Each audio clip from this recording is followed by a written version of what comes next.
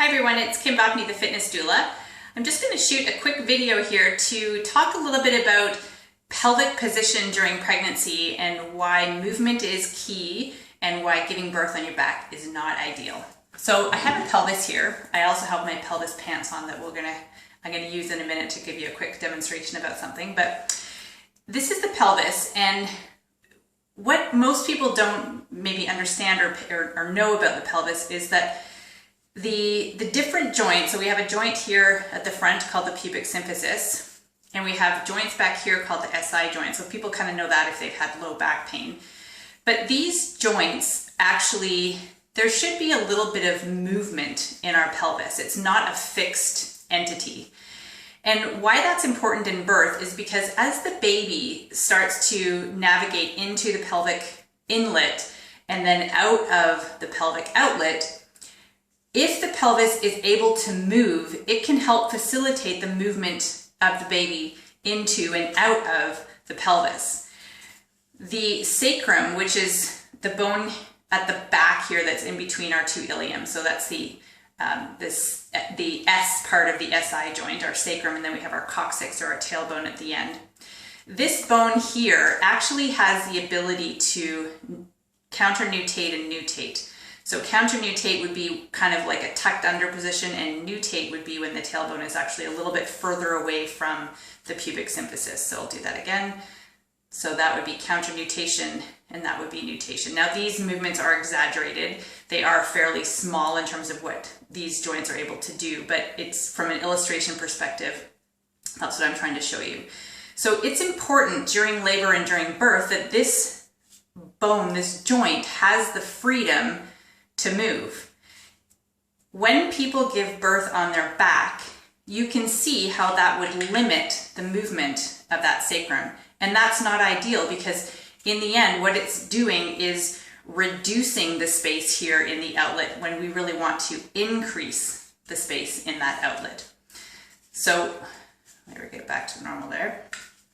So when you lie on your back and when you restrict the movement of that sacrum, it closes off or it reduces the space in the pelvic outlet where we need to have as much space as possible for our babe to move out. So stay off your back. The other reason is we don't have the influence of gravity to help us, and we have to kind of push up and over that tailbone there. We want that tailbone to be able to get out of the way.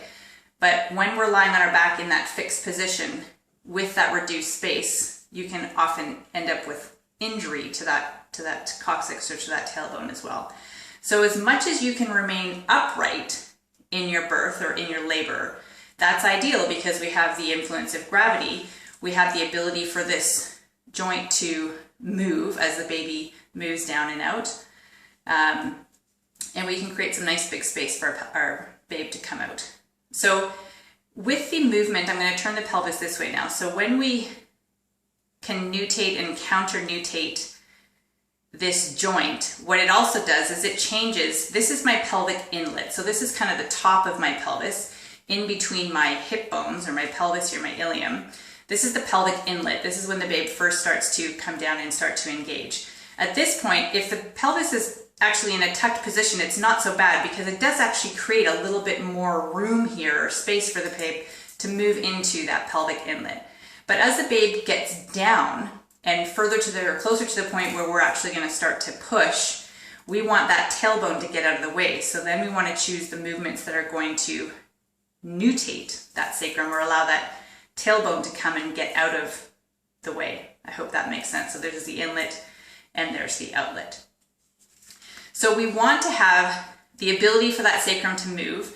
And the other thing to note is the joint here at the front, the pubic symphysis, as well as the SI joint, there should be some mobility this way as well.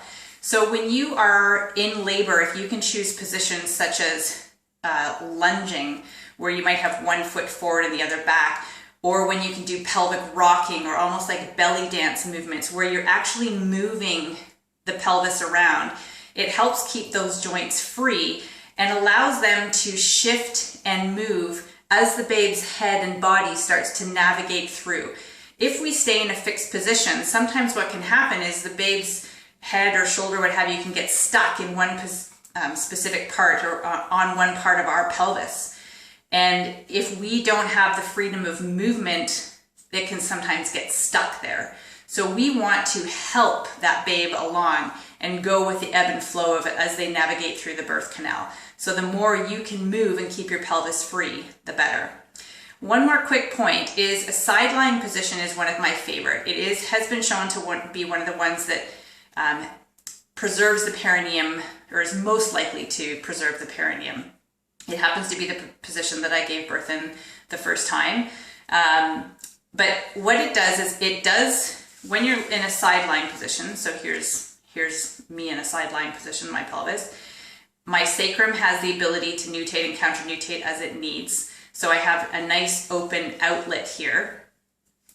And the other thing that can happen, which I'm going to show you with my pelvis pants here in a minute, when I'm on my side, that top leg, if I can internally rotate that top leg, what actually happens is it allows the sit bones to actually move a little bit further apart from one another. So I'm going to show you in my pants because it's a little bit easier for you to see rather than on the pelvis model there. Sorry, I'm going to show you my butt here. So here's my pelvis pants, and here's my two sit bones. And if I'm in a sideline birth position, then typically that top leg is going to be elevated. And what I want you to notice is if I was to externally rotate my leg, so I'm kind of lifting my knee up towards the ceiling, can you see how that actually brings those two sit bones closer together, which is not what we want when the babe is trying to move out of that pelvic outlet. So if I internally rotate and point my knee downwards towards the floor or the bed or whatever it is that I'm on, you can see that there's a much greater distance between those 2 points. So here's with my knee lifted, and there's with my knee pointing down. So if you do happen to choose a sideline birth position, make sure that that top leg has a little bit of internal, not too much, but a little bit of internal rotation with somebody supporting that leg for you, and that will create nice big space in that pelvic outlet for your babe to move down and out. So I hope that helps. Happy birthing. Thanks so much.